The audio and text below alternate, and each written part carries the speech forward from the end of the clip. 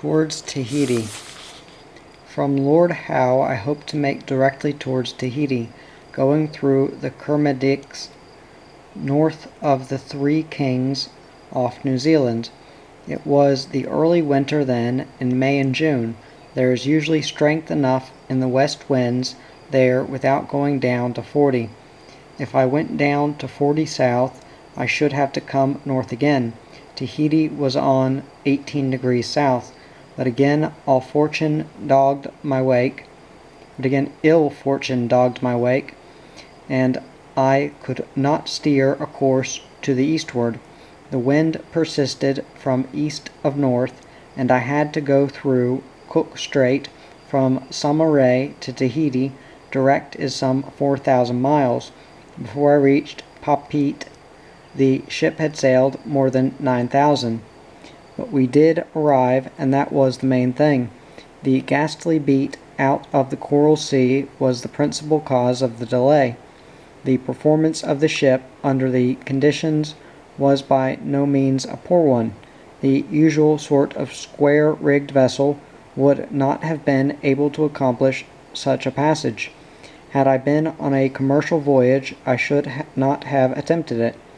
Had I been at Samaray with the ship bound with cargo, either to England or New York, I should have waited until the southeast season set in properly, and then have passed through Torres Strait, going eastwards through the Arafura and the Timor Seas, and across the Indian Ocean with the southeast trade, then onwards round Good Hope. This was the course any vessel would normally have adopted, but I had reasons for wishing to go to Tahiti, and I was determined that, come what might, I would complete the eastwards circumnavigation, go halfway, and then turn back. That was not to be thought of. So we went on, and in the end were 79 days out of Samaray before we towed in behind the small harbor tug through Papeete Pass. When I left Lord Howe at the close of the 40th day from Samaray, I hoped to have at least my longitude towards Tahiti run down in 21 more days. This passing mood of optimism was well fostered by a meal of duck and roast mutton from the island, which was greatly enjoyed by all hands. The cook, to make the ducks provide a meal for everyone, for in this ship whatever was received was shared by all, had roasted the sheep's liver and heart in with them. This I did not know, and ate only a piece of the liver, thinking it was duck. Though it tasted like queer fowl, I did not notice it. So does salt horse spoil one's taste at sea. When one has become able to eat salt horse under any condition, and even well, not quite to like it, but not to care whether it is on the board or not, all taste is gone. Once grown accustomed to salt horse, it is no use afterwards to eat turkey. I could not tell the liver from the duck, but I was well content. For all that, I still remembered that mighty breakfast on Lord Howe. The wind continued steadily from the north, and the ship continued to lose latitude. It soon became obvious that I should have to go through Cook Strait, if indeed I was not forced round the southern end of New Zealand. I steered then to make a landfall on Mount Egmont at Cook Strait's western end. A week from Lord Howe, this graceful snow-capped cone was in full view, and I stood onwards for the straits. We had gone that way in the ship Grace Harwar, bound with wheat from Wallaroo to Queenstown in 1929. Though then also it was not from choice. In all the interval, so completely has sail passed from those waters, no square-rigged ship has gone that way. But now here was I, back again in another full-rigged ship, bound round the Horn. Cook Strait, which separates the north from the south island of New Zealand, is by no means an ideal place for sailing ship to navigate. There are strong tides and sudden shifts of wind, usually catching a ship aback with suddenness and force at one end of the strait or the other. If she has a fair wind at the western end, it will, as like as not, fly in her face as soon as she is through. If she is coming from the east, the conditions will be reversed. But difficulties of wind and weather could no longer be allowed to worry.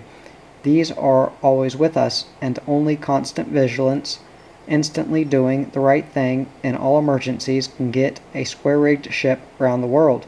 Compared with Bali Strait, Cook Strait was a gentle passage. Compared with the Coral Sea, the Tasman was a playground, and the whole of the South Pacific beyond New Zealand was nothing but a further domain of the brave west wind. The wind freshened, and I stood on merrily, and the little ship, with a great bone in her mouth, began to race through the strait. I had some idea now of going into Wellington at the eastern end of Cook Strait. Since we had in any event to pass close by, I thought I might as well go in. I had in Melbourne taken provisions and stores for 6 or 7 months, hoping that this would be sufficient to last me to New York. But we were already out nearly 6 months.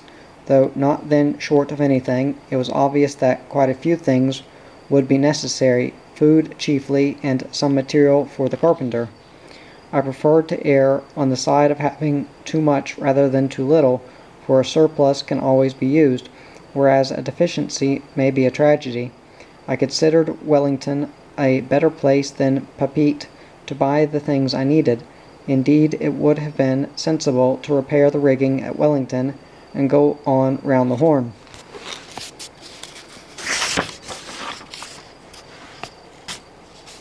From there, omitting Tahiti entirely, but I did not wish to leave the Pacific without at least a call at that lovely island. One thing, however, was certain, and that was that if I could not sail into Wellington and out again, it was not worth while to go there. The towage bills would quickly dissipate what small saving there might have been by purchasing the food there. Then, when we were off the entrance to Port Nicholson, the wind blew with force right out of the harbor, and though we could see the city of Wellington, it was not possible to go in. The wind was fair for continuing the passage towards Tahiti, and I squared away and stood on. We came through Cook Strait with a fine fair wind, bowling through with the tide and making a good 12 knots. I stood as near as I could to the northern shore, giving the rocks a wide enough berth, and steered towards Pencarrow ahead. It was early evening when we were near there. The night was coming down black and threatening, with the glass dropping, and there could be no thought of standing off and on in those dangerous tidal waters. To go in at once, buy provisions, and get out again would take at least 2 days. If I wanted a day hanging round outside, there was no telling when we might arrive at Tahiti, and we had already been long on the way. We saw the gasometers, a radio station, houses, some ships coming out, of which the steamer Tamahaine spoke us, but I saw no station with which I could communicate by visual signal at that distance, and we had no radio. I should not in any event have asked for a tug, so we knocked at Wellington's front door and sailed on again, and the good citizens, if they knew it, must have wondered what the ship was doing. My New Zealanders, who had hoped that night to telephone to their homes in Auckland, were greatly disappointed, and they stood by the main hatch in some dejection. I stood on, and no sooner had we come to the eastern end of the strait than the wind dropped utterly, and the set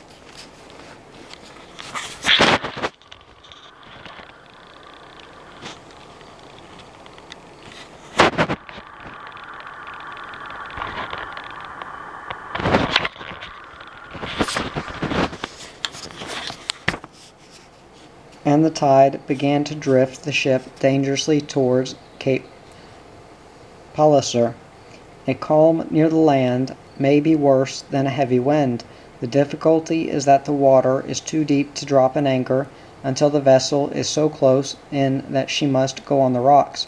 If the rocks rise sheer or almost sheer from the sea floor, it is of little use to anchor. These were the conditions at Cape Palliser. Steadily, hour after hour, I could see the ship being drifted nearer and nearer in under the light. I could see the black shapes of the rocks waiting. There was no bottom, and I could not anchor. There was no wind, and I could not sail. I could do nothing. The faintest of airs would give my ship steerage way, but now the calm was so dead she would not answer the helm. It would have been ironical to sail past Wellington and then drift on Palliser, but the wind came again in time. After a worrying night, the wind set in fresh from the west, and we hurried on. We were across the 180th meridian next day. This was Friday, the 22nd of May. On the second Friday, the 22nd of May, for a day must be duplicated on crossing the 180th eastbound, Joseph the Ginger Tomcat fell in the sea from the mizzen channels, and we hove to and went back for him. Joseph was a good cat. We could not leave him to drown. Joseph had come on board with his brother Conrad from the plantation of Burond on Guadalcanal in the Solomons some months before as a very little kitten. The brothers took happily to the sea life, having known little of any other, and rapidly became favorites on board. One of their chief delights was to climb in the rigging, and at this the ginger one, Joseph, was especially good. He was accustomed to mount to the maintop each morning, springing gaily up the shrouds, and from that height surveying imperiously what he doubtless regarded as his domain. When that palled, he would play on the boat covers or leap onto the cover of the dinghy, which was carried outboard on the port quarter davits as an emergency boat. He was a sure-footed little beast, and often sat for hours in the channels, provided no water broke there, staring into the sea. He appeared at a loss to understand where so much water could come from. On this morning, which was cold with squalls, for we were 2 degrees south of 40 then, in the west wind's zone, he took a leap from the dinghy cover onto the top of the hammock netting, but the ship rolled heavily, and though one small paw found its objective, the other did not, and he slipped into the sea. Here he at once began very strongly to swim, looking up only once to give a surprised meow, but he had been seen. It was a fresh wind with quite a sloppy sea. I ordered the helm down at once and back to the main yard. The dinghy was put out in a few seconds, being always ready for just such a service, and 2 of the best seamen took their places at the oars. They were the sailmaker Carl Sperling and the able seaman Hilgard Paines, both veterans from the Parma. The last glimpse I had had of poor Joseph was when an inquiring albatross, which had been gliding round, came down near him to examine this strange object. But the cat lifted a ginger paw and smote his visitor heartily over the nose, whereupon the startled albatross at once took off again and left him alone. The beak of an albatross would have made short work of poor Joseph. He knew that, but he was not one to be afraid. It seemed utterly impossible to find a tiny cat in all that waste of water, for the ship, even hove to, was still drifting, and the cat was so small. Still, Hilgard and Carl pulled back towards the place where they thought he might be, while many eyes in the rigging kept lookout on the sea for the tiny form. We did not see him again, but I had a rough bearing of where he was, and in this direction the dinghy pulled. They were about to give up after pulling for 20 minutes and searching all the area within 2 cables of the ship, when, to the astonishment of all hands, there was Joseph, wet and bedraggled, weakly swimming towards the dinghy. The boys hauled him aboard and hurried back to the ship.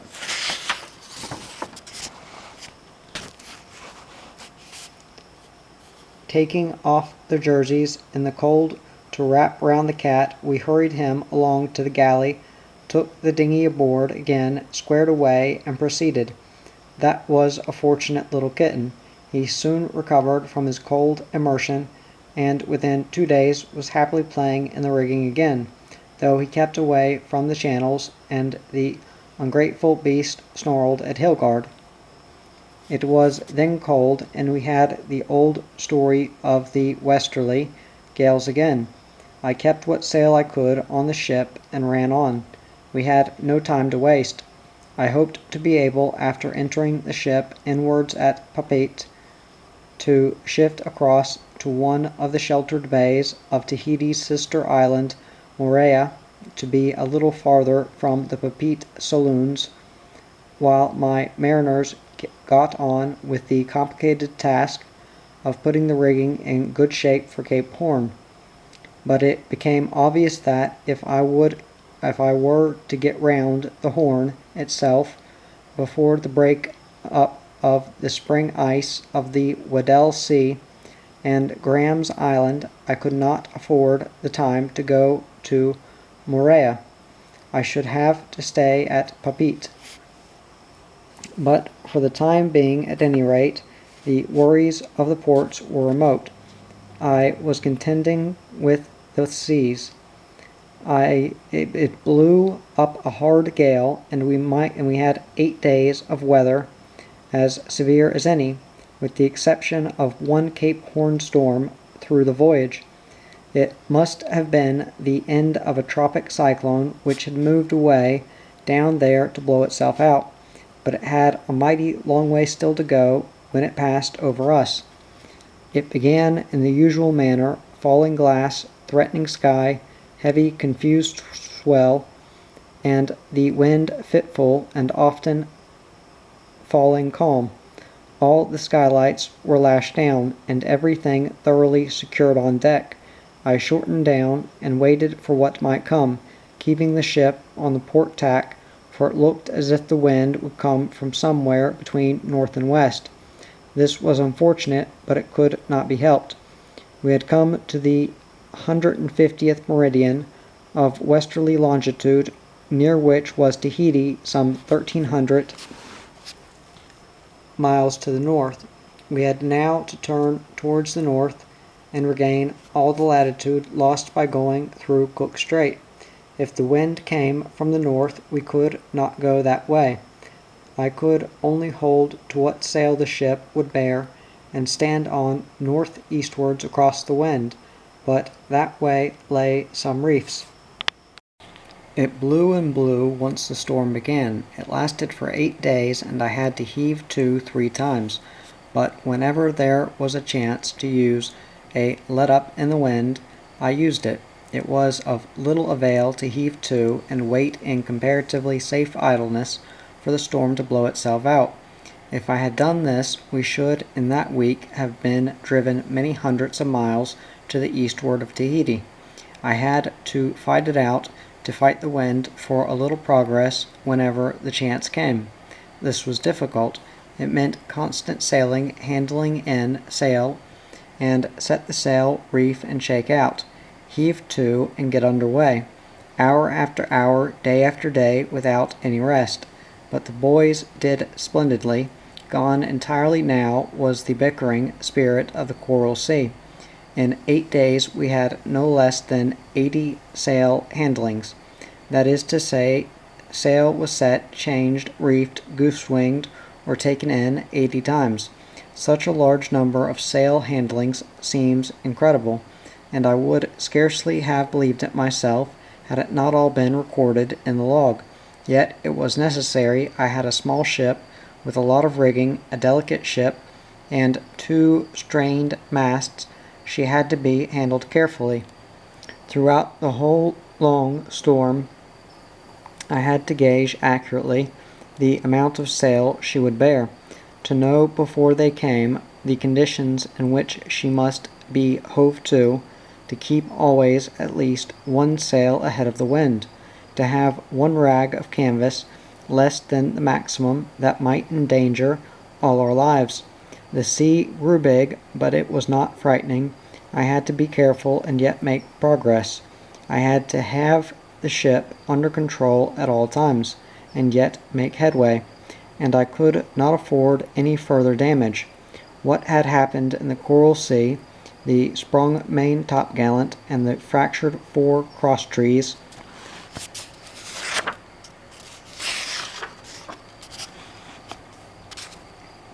we could repair ourselves, but I could not stand any large bill for repairs at Tahiti. I was cautious then, but I did my best. 3 times I hove to, on each occasion under the goose-winged, close-reefed fore topsail, keeping only the lee clew set, the mizzen staysail, and the fore topmast staysail. With the helm down, she lay to very well under this canvas. But as soon as there was a chance, I put the helm up again and went on. Some of the squalls were savage. June came. This was midwinter, and we were still south of the 40. The gale continued from northwest and north-northwest with such savage violence that I had to heave to again, and she lay so comfortably that that the watch could work dry out on the weather fore channels, lashing the port boat boom which had broken adrift. When this was done, I put the helm up and went on, and gave her a little more sail in spite of the sleet squalls and the hail and the tumult of the sea. At night the gale was back worse than ever. In the middle watch, with the ship under reefed foresail, close reefed fore and main topsails, foot of the spanker, and the 2 storm staysails, she was struck by a sea which carried the dinghy away, and breaking over the quarter aft, took some of the deck fittings with it, the port poop ladder, a life buoy, some capstan bars, and such things. The sea was high. I hove to again after that, and at daylight went on with some slight abatement. But the abatement was false. There was no cessation. Shortly after midnight the following day the ship was struck by a furious squall, which grew rapidly until I had to call all hands and again lie to until the morning. Then, with the wind at northwest, a fresh 2 strong gale, I gave her back the 3 close-reefed topsails and the foot of the spanker, and faced it once more. We had observations that day, and I saw that we had reached nearly 100 miles towards north-northeast, and we had suffered no further damage. The boys worked splendidly, as they always did in adverse conditions. Even the watch below summoned from their brief sleep to face the gale. Again on the reeling yards, perhaps for the 50th time, sang in the rain as they fought with the canvas. Carl the sailmaker answered all calls straight from his bunk without clothes, coming up clad only in a Japanese singlet bought at Singapore, a poor thing that, after 2 minutes' rain, shrank round his neck like a collar. In this he climbed the mast and fought the sails. Looking aloft on the mizzen, I saw him go over the top and thought for an instant it was the moon. They all worked splendidly, boys and men, but it was my grain ship sailors who were the mainstay of the ship as always, the grain sailors and the 2 Danes who had been so long in the George stage. It was on this, the 6th day of the storm, that some one discovered that the youthful Stormalong, he of the irrepressible grin and the deplorable lack of desire for avoidable toil, had that skull from Bramble Haven on board with him. He had smuggled it on board to take home for the Ipswich Museum. Ha! This was what was bringing the long gale. A medicine man's skull in the ship. a long pig victim. No wonder we had gales. Everybody knew the dire results of having such things in a sailing ship. Parsons, dead bodies, cross-eyed Swedes. The youth was ordered to bring the skull on deck and fling it in the sea. He brought it up, but looked so woebegone that he was given a few hours' respite. If the skull, having brought so hard a gale, could atone now by bringing a fair wind by midnight, the boy was told he might keep it. He leapt at the chance, making some magic passes over the skull, at the same time calling upon it to change the wind before midnight. He carried his treasured relic down below, and by midnight, strangely enough, there was a fair wind from the southwest. I set the courses and stormed on, and the small boy kept his skull. The fair wind lasted only 4 hours. The wind was soon back from the same old quarter, as hard as ever. A wild, tempestuous day of violent gusts, with the ferocity of the hail-filled squalls, sometimes almost frightening, and the sea now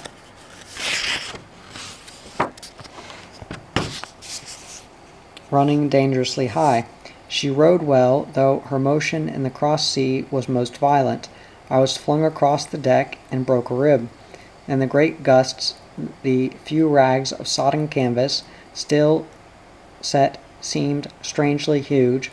Even the mizzen staysail was enormous, with the wind blowing near a hurricane. The first week of June had gone before the sting finally departed from the gale. With the glass at last surely rising, and the savage squalls all gone, I gave her back all sail and hurried on. The wind was from west, and I stood towards the north, giving the reefs of Edouard Legove and Maria Theresa a wide berth. These, apparently, like the reefs of the Coral Sea, bore the names of the unfortunate vessels which had found them, and they had not since been seen. I did not see them, though we passed between. I did not want to see them. If only we had been bound towards Cape Horn before that week of storm, how we could have run!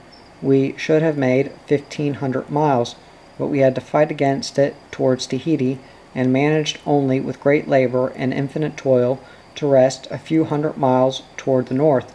The ship had done well. The gear all stood, though it was weakened. She lost no sail, shipped no dangerous water, hurt no one, yielded nothing. We had only the dinghy gone, and a few odds and ends of little moment. Brave little ship, she would do for Cape Horn. It was the middle of June before we were off Tahiti. After the 8-day gale, I stood towards the north at every opportunity, passing through the Austral Islands between Reivave and Tubay. We saw Reivave, an interesting island, but passed by night, and I did not visit it. There was no moon, and even local schooners had come to grief here. It was on Reivave Reef that the three-masted Markel Foch became a total loss a few years ago. I had a hearty respect for all reefs and took no chances. As soon as Reivave was out of sight, it was dead calm, dropping wind all day, and in the evening lost steerage way. The old story. We had then 200 miles to go, and were over 70 days out from Samaray, and the ship stopped. Yet in the night she lay so quietly, with all the symmetry of her high sails stilled in the sea's unaccustomed peace, and all the sound departed from cordage and from block, that I could not feel angry or even dispirited. Let it be calm, since it must be so. Let her be at peace if she can. It will not be for long. Yet there are some who moan about the defunct engine, and bewail the outmoded antiquity of the faithful vessel. It was little better than calm 3 days later. Then we came upon the island of Mahisha, though we had had Tahiti in sight 2 days. Tahiti is high and can be seen a great distance in clear weather. We saw it 100 miles away, and then the wind was ahead, and we could do no better than steer towards Mahatia. Mahatia may be a very interesting place, though I doubt it, for it seems one of the least appealing of this whole group, but we were not bound there, and I did not look upon it with friendly eyes. The wind was fluky in cat's paws from the north, here where we should have had the southeast trade. We were within the tropics again, and had arrived indeed almost at 19 degrees south, but of the trade wind there was not the slightest sign. The next day it poured with rain and was calm again, and Tahiti had vanished completely from sight. It was not until the 17th of June, when we were 78 days out from Samaray, that we were off the fair land of Tahiti at last. On the morning of the day the weather was so thick with rain that, though I knew the coast of the Tairapu Peninsula was 4 miles away, and the mountains there are 4,000 feet high, we could see nothing. I stood onwards, shaping a course to windward of Tahiti round the eastern and northern shores toward Venus Point and Papeete. Papeete is the port of entry, and this was the sensible way to go. I should then approach Papeete with the wind and current both favorable. Later it cleared, and we had a light fair wind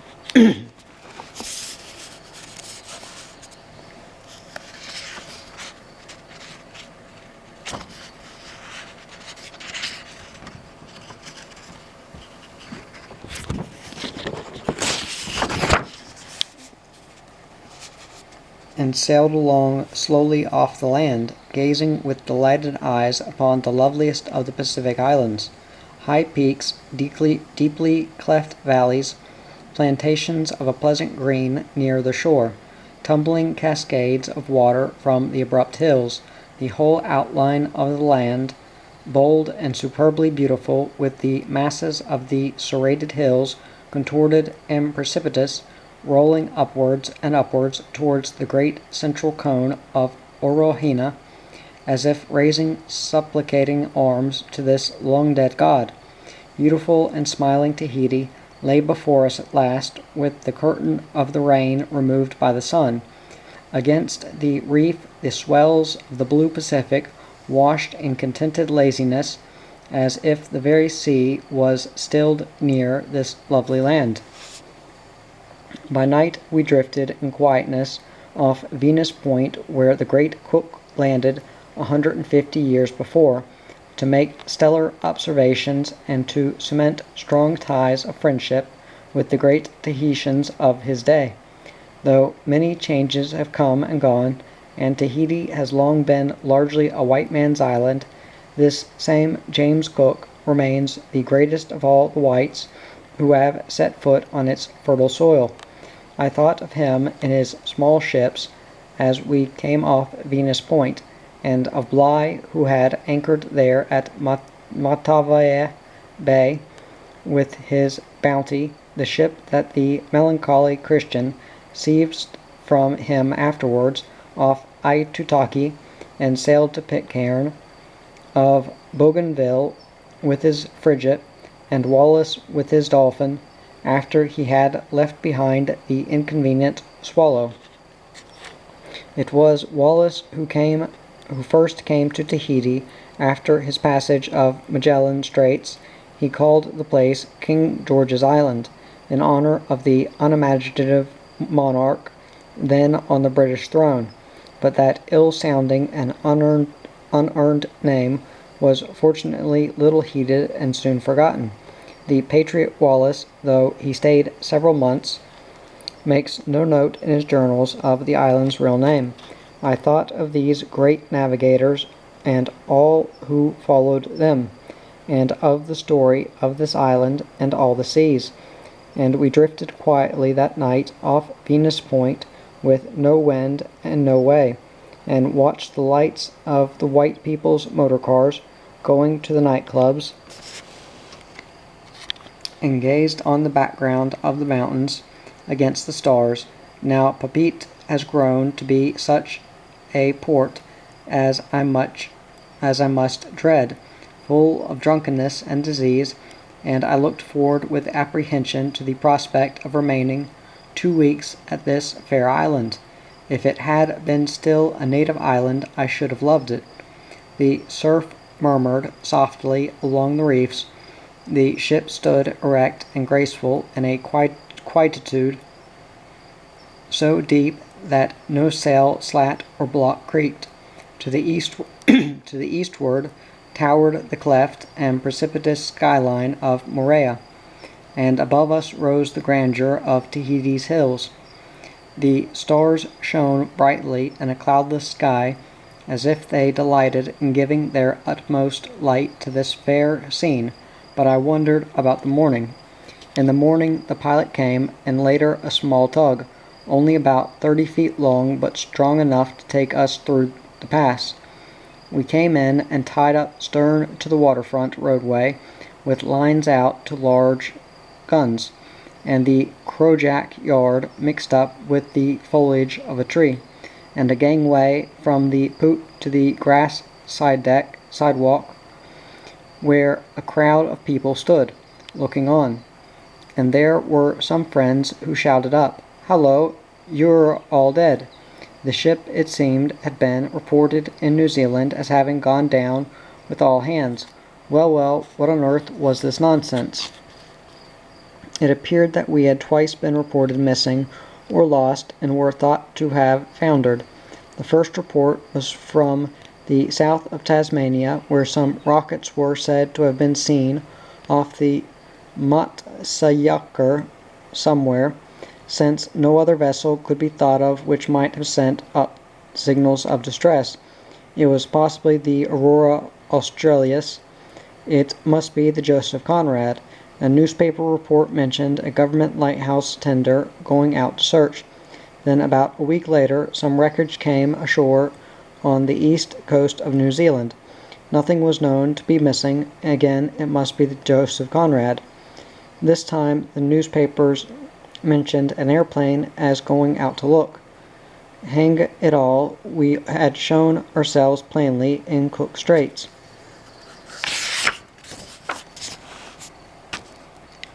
Any vessel could manage to lose herself almost simultaneously in two places, in both of which she had never been, past my comprehension. The reports to me seemed so obviously stupid as to be nothing but the most arrant scaremongering, harmful to the ship and worrying to the friends and relatives of all on board. Had our dinghy been found, or the few things we actually had lost overboard in the storm, the reports might have been more intelligible, but these things had gone 2,000 miles from the New Zealand coast and were never seen again. But it appeared that the letters of a New Zealander who had left the ship at Samaray lent some semblance of color to the reports. This worthy youth, who had told me he left to find his fortune on the Bulolo goldfields, had written letters in which he declared, as his considered opinion, that the ship was unseaworthy and would never reach Tahiti. This learned youth, who knew nothing of the sea or of ships, except that he was frightened to sail any farther in this one, had taken some pains to give the impression that the Joseph Conrad, which had then sailed under my command close to 40,000 miles, was unseaworthy. So does the weak quitter justify his leaving, I suppose, for the coward must turn on something and lacks the spirit to think of himself. But I scarcely felt under any obligation to this weak-kneed and excessively stupid spreader of untruth, or to those others of his ilk of whom the vessel from time to time suffered more than enough, who left with mealy mouths and wrote with daggers. The ship was 2 weeks at Papeete. She lay moored stern to the sea wall of the waterfront road, with her counter so close one could jump ashore. The pretty tropic fish swam lazily among the stones, and the cutters from the Tuamotus discharged their mother-of-pearl and copra close behind us, and the pig ferries from Morea came in daily. Across the road were the businesses, houses, and a little way beyond these the market, where the steward bought our food every morning.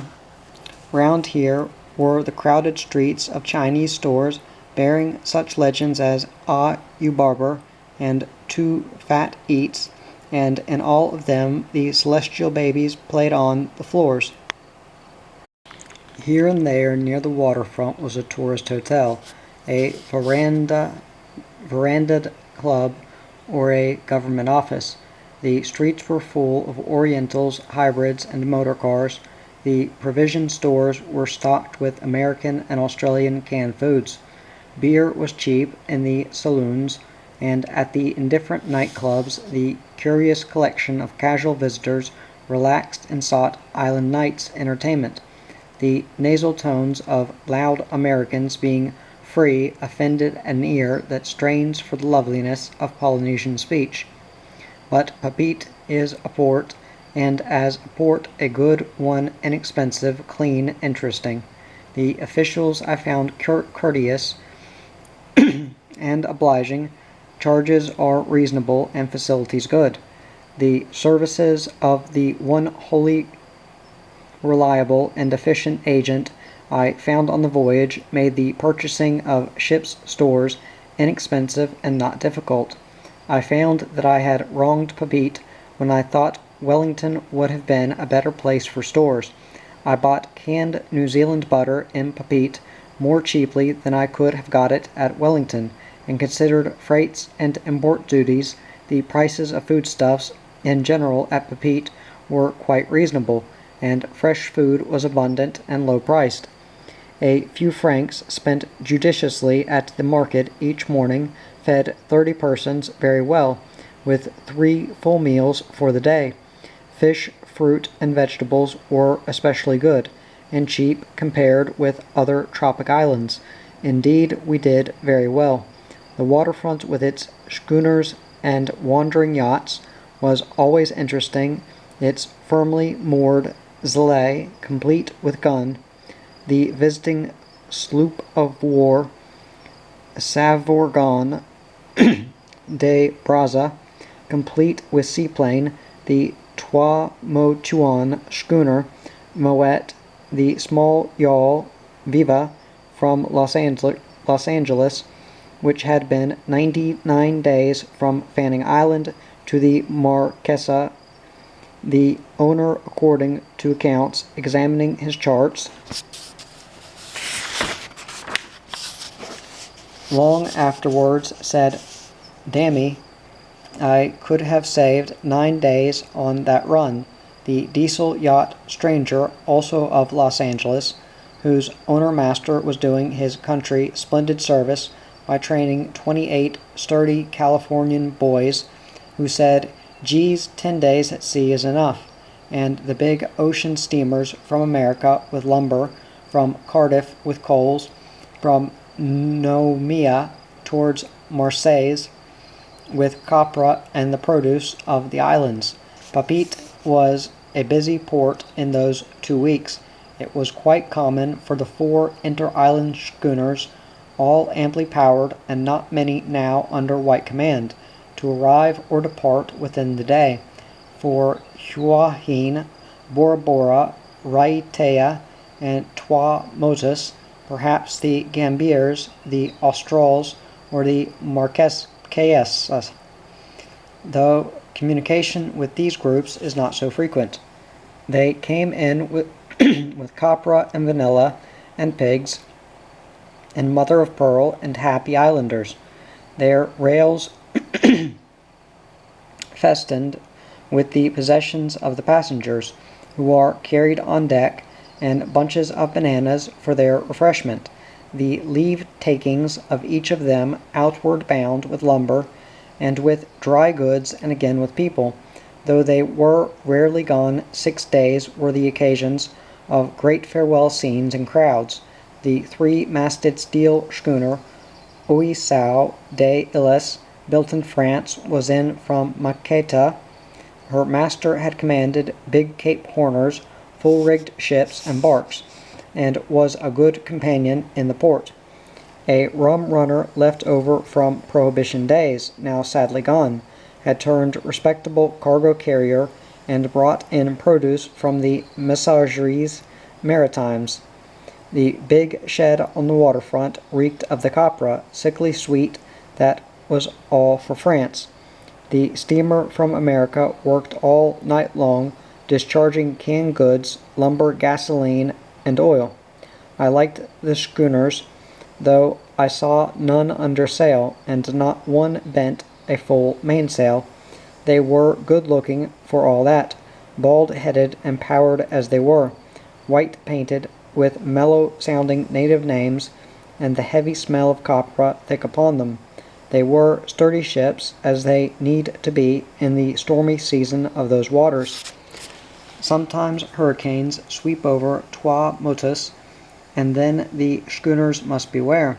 Every day the pageant of the Papeete waterfront unfolded itself interestingly before the vantage point of our ship's poop.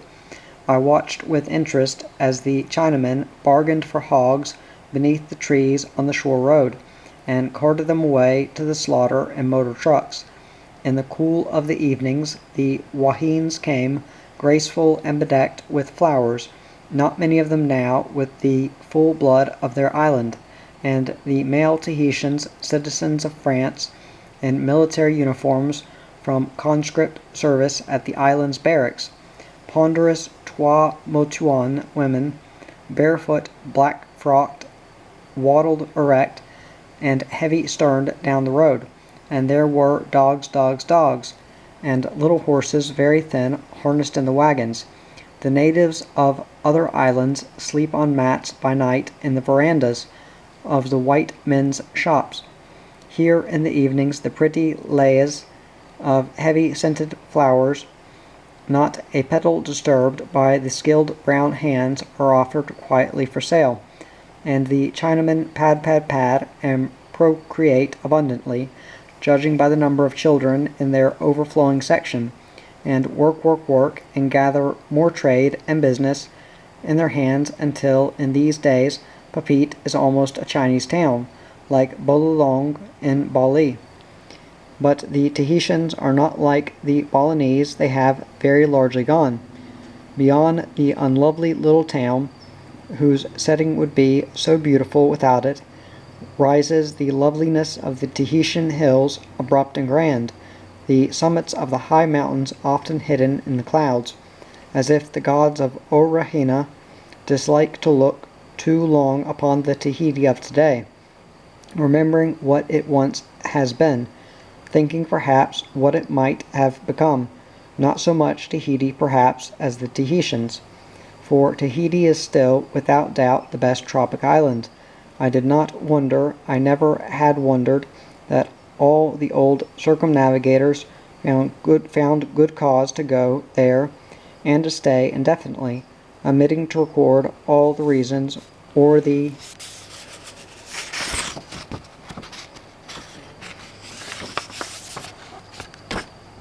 happenings in their journals or their logbooks. The boys said that now they could well understand the mutiny of the Bounty under Captain Bligh, for climate, the loveliness and grandeur of scenery, for comparative freedom from disease, for the gentleness of its own people, now so pitifully few, and because it is under the control of the convivial French. Tahiti is the best tropic island in the world. The French have a flair for gaiety that appeals to the Polynesian, with his own happiness at heart, too often under other jurisdictions. There seems a greater anxiety to see the native with trousers than with a smile. Let him smile, poor devil, let him laugh.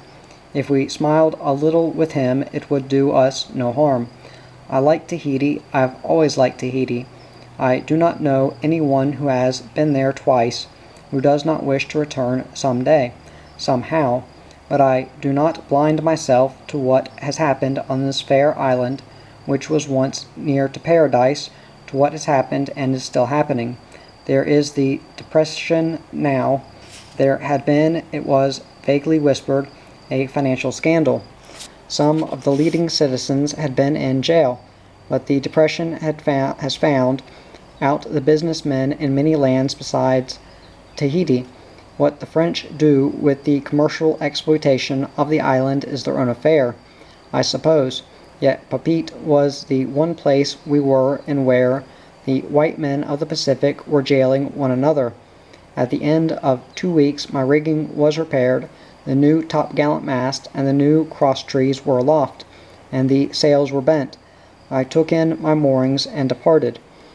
I should have liked to stay longer in Tahiti, but I had a ship full of people, and I had to think of such distant things as the ice off Cape Horn, and in the South Atlantic, and the hurricane season of the West Indies, 10,000 miles away, and the winter of the Western Ocean. I sailed early in the morning on the 2nd of July, 1936, bound direct to New York by way of Cape Horn. The rigging was set up, and everything was in order for the winter passage of the Horn. And I towed out through the pass, dipping to the naval schooner Zelle, and sailed quietly down the passage between Tahiti and Moorea, bound toward the south. All the well-wishers had gone, and the few malcontents had departed. We were 23 hands all told. Papeete was my last port, for which I praised God. Now nothing was before me but a few more reefs, and the road round Cape Horn. And again I was without a cent. I had not a penny to go in anywhere in case of emergency, but I had paid my way, and we had all we needed.